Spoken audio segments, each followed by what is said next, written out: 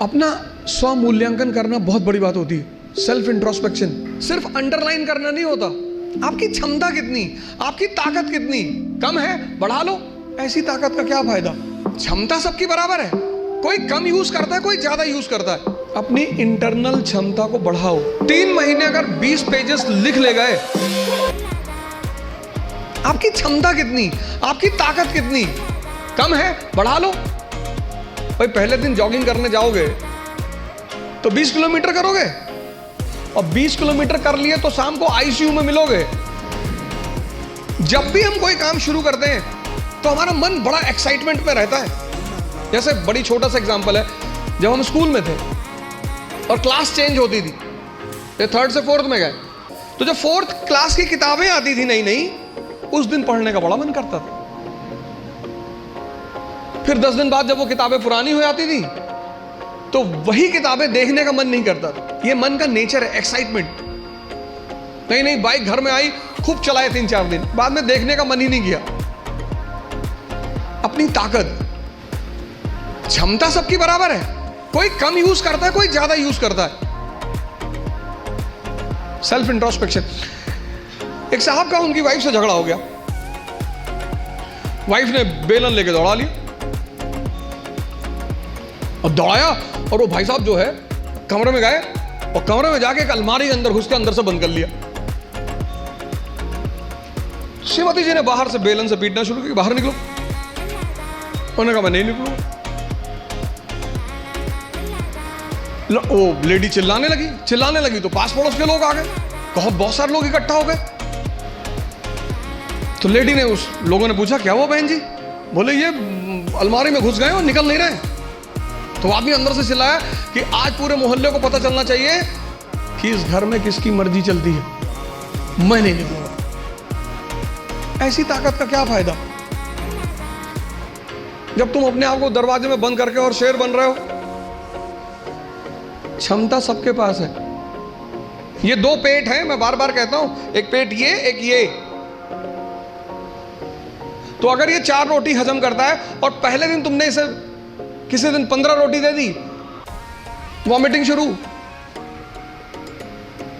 जितने लोग तैयारी शुरू करते हैं, मैंने देखा शुरुआत में इतना पढ़ना शुरू करते हैं, पहले दिन से 10 घंटा 15 घंटा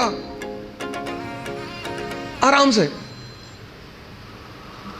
आपको पता नहीं, आपको लगता नहीं कि ये पेट है ना, हजम करना होता है, सिर्फ अंडरलाइन करना नहीं होता। मैंने 98% स्टूडेंटों को देखा है, वो किताब को अंडरलाइन करने को पढ़ाई मानते हैं। अपना स्व मूल्यांकन करना बहुत बड़ी बात होती है। Self introspection. कभी कभी एहसास होता है हमें कि हम बहुत काम कर रहे हैं, कुछ होता नहीं उस वक्त।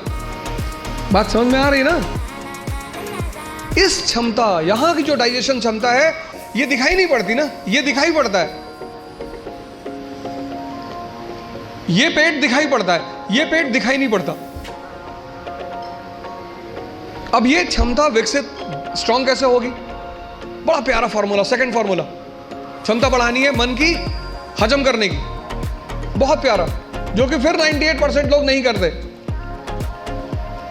तुम बिना सोचे पढ़ सकते हो, तुम बिना सोचे पढ़ सकते हो, बिना सोचे लिख नहीं सकते। एक फॉर्मूला है 20 पेजेस पर डे। आप लिखिए। आप किसी भी कोचिंग जाते हैं, कहीं भी जाते हैं, कोई टॉपिक खत्म होता है, उस टॉपिक को आप कम से कम 5 बार लिखिए।